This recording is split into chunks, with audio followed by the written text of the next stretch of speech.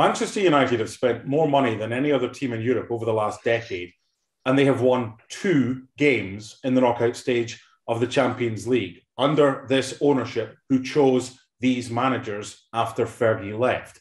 Why should Manchester United fans trust the ownership and the decision makers if they end up going for Ten Hag? Good question. And I don't think the United fans do trust the owners. I think they never trusted the owners because of the way that they bought the club in 2005 and put the club into huge debt. So the Glazers will never win over the fans, and gaining credibility is going to be difficult. But I think what they have to do is that the fans will look at the fact they've spent a lot of money on players over the years. You're right. And I think it's all about spending it wisely. I don't think they've spent it wisely. They haven't backed the managers, I guess, with the players that they need. There's a squad of players there. It's such an imbalanced squad of players built by, I think, 5 different managers now, dating back to Sir Alex Ferguson. So what they have to do, the Glazers, if they want to win some credibility from the fans, is appoint the guy, let him get on with the job. And if he has big decisions to make, such as wanting to get rid of certain players, let him get rid of the players. Sir Alex Ferguson did that, famously back in the 80s. He got rid of 2 of the biggest names at the club in Norman Whiteside and Paul McGrath. If Erik ten Hag comes in and says, I want to get rid of Marcus Rashford, then the club will have to back him on that. He may not, but if he wants to make a big call and make a big statement, the club have to back him and trust the manager. The manager has to be the biggest personality at every club, especially at Manchester United, and that hasn't been the case in recent years. So they have to get back to giving the manager the chance to succeed. I would suggest, Mark, that Manchester United are one of the very few clubs in Europe, given their size and their status around the world, that wouldn't have to finish in the top 4 and get a Champions League spot to still be able to attract some of the best managers in the world. You're claiming they're going to go for Erik ten Hag. Is that a gamble? It's a big gamble for me.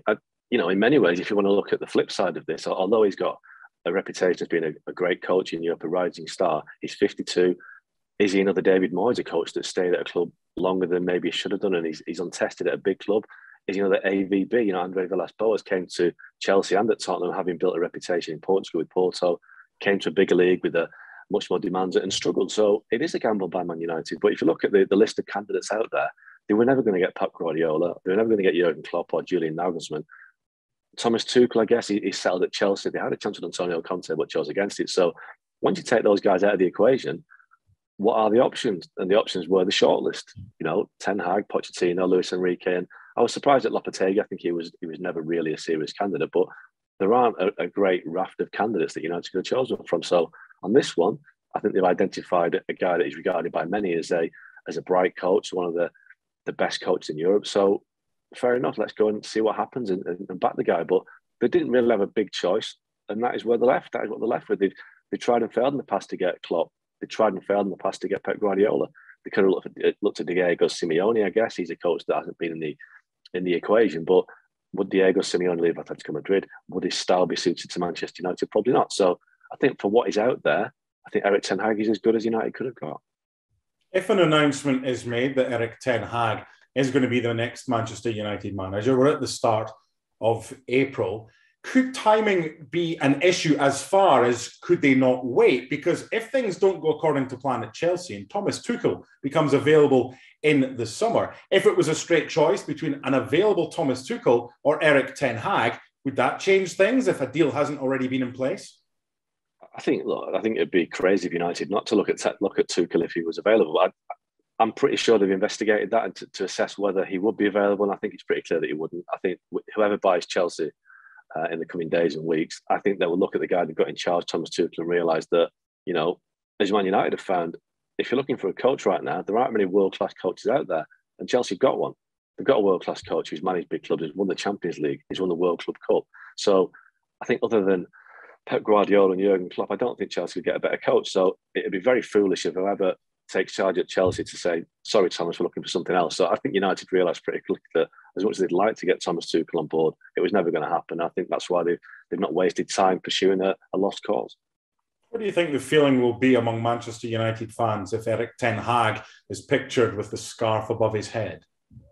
I think that the United fans will be happy with the appointment of ten Hag. I think many have looked at Pochettino and felt that, I won't say he's clearly not a busted flush. He's got a lot of time ahead of him, but I think they feel that they'd be getting a coach that is, sacked by Tottenham, Is probably going to get sacked by PSG by all accounts. It's not a happy camp there. He's not really succeeded at PSG. I think United fans are kind of fed up of getting, everybody's failed manager. I think they've had that with Mourinho in the past and Van Gaal. They've taken on guys that haven't really been at the top of the game.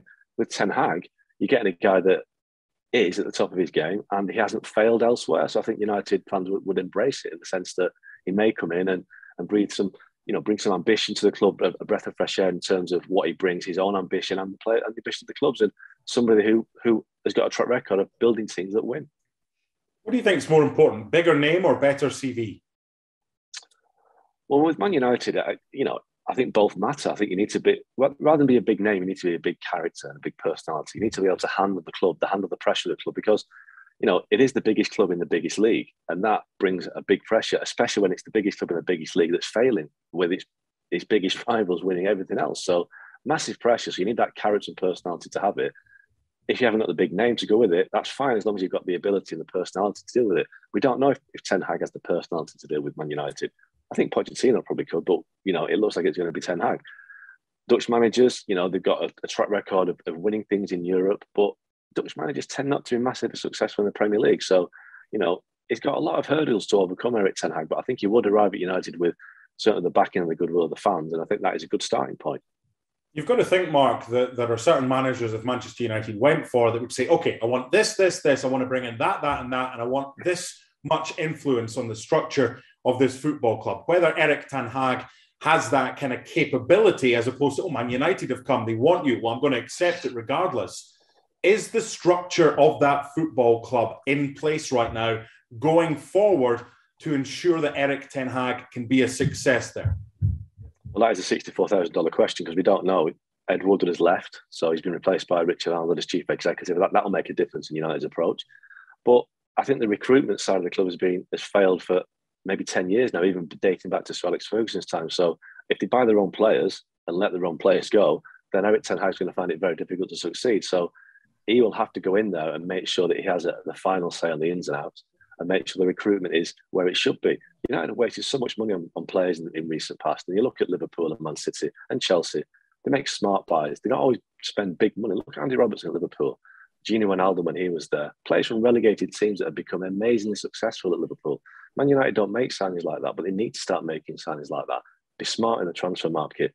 Erik Ten Hag is a coach, so he's not a guy that's going to be charged with overriding the technical team and the recruitment team, but he needs to make sure they've got a squad of players that can win.